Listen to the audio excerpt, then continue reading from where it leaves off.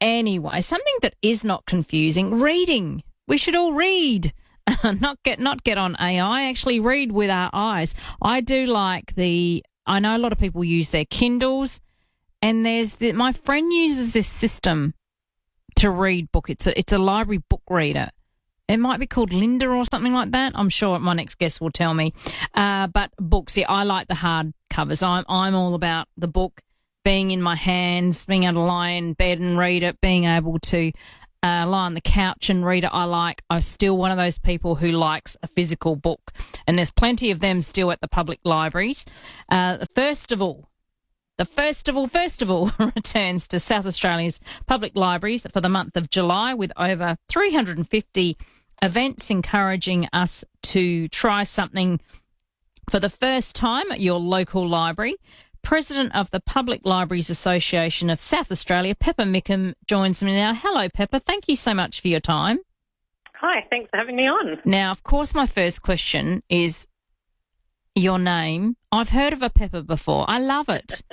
So that is your real name, and have you ever asked your parents why? Yes, it is my real name, and look, I think Mum and Dad just liked, or probably more so Dad liked different names. So just a little bit different in there. I've got a younger sister called Dusty, so she also got another unusual name, and then the other siblings got relatively normal ones. But it's certainly interesting. I absolutely love it. Now, Pepper, tell us about Firstival.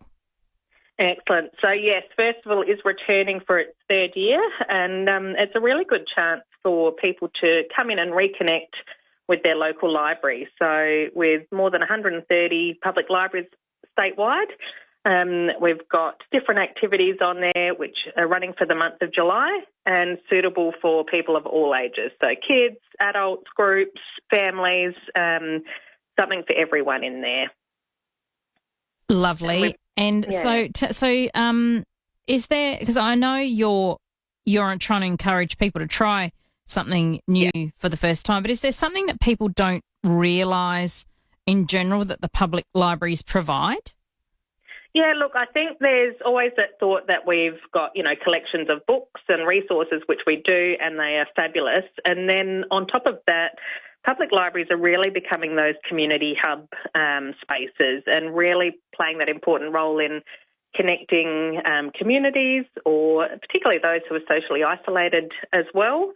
But also, some are coming in with so much sort of work from home happening, or businesses that are happening. People can go into a library, generally be able to book a space, or, to study, play, so many different opportunities there, and then even connect, you're talking about with AI just now, and our libraries have got some great staff in there as well. So if you're not sure about something, or you need some tech help, or need some assistance, the staff are also fabulous resources in there too.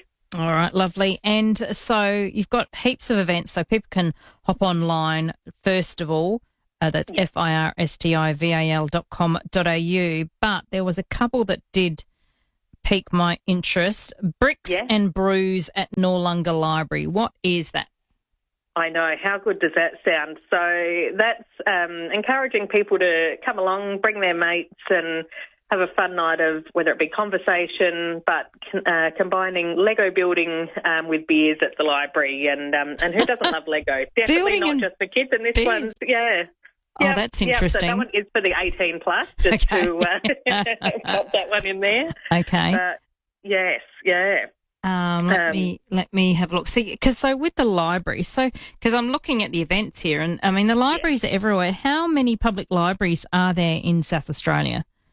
So we've got 130 public libraries, and going from Metro Adelaide right down to the southeast, at Mount Gambier, or up north to Roxby, across to the west with Ceduna, and then everywhere in between in there too. So I think that's the fabulous things with libraries, that they're out in even our smallest communities there. And you assume Firstival is for kids, but it's not. It's for everybody. There's lots of different events for adults and young ones. Correct.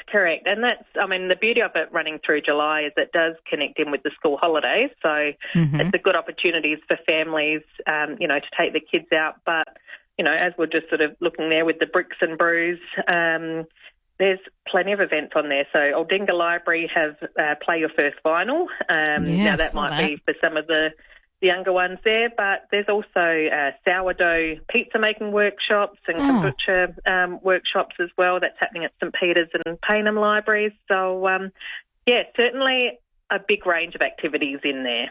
And do you have to book for some of the events that require bookings? It is best to book, and so you can go on to firstival.com.au and book events through that way. However, we also recognise that not everyone's super familiar with booking online, so you can also pop into your local public library and they can assist you, and that doesn't just have to be for an event that's happening at that particular library. It might be happening in a neighbouring area, or you can, ring up your public library as well and get them to help. So, a few different options there available. And one of them, some of them... are they free, or does some have a small fee?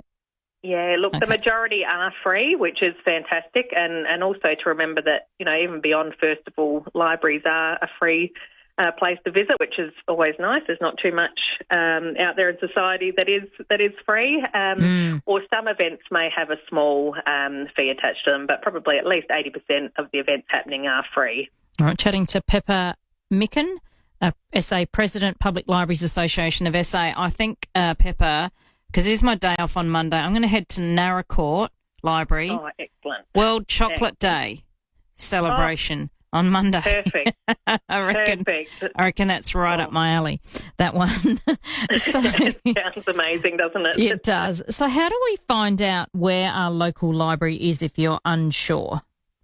Yes, so you can go online and you can do even a simple Google search. Otherwise, you can go to libraries.sa.gov.au and you can do that, or you can pop into your local library if you're familiar with that, and they can also help point in the direction. And a great part with the school holidays coming up, people tend to travel around the state.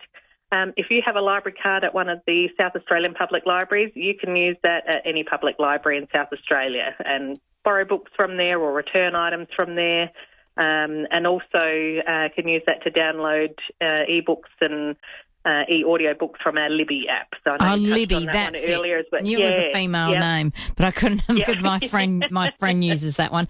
Hey, Pepper, Andrew's just got a question. Andrew from Prospect. Hello, Andrew. What was your question for Pepper? Yeah, hi. I was just wondering if you have like Auslan communicators that do like storytelling or anything like that to support young people that have the hearing impairment or who are deaf. Yes, we do. Some of our libraries do have Auslan storytelling, and also as well, if people are familiar and need that service and would like to use that service for an event that's happening at their local library, is to get in contact with their library and see what they can arrange there. So, definitely something that can be looked at there.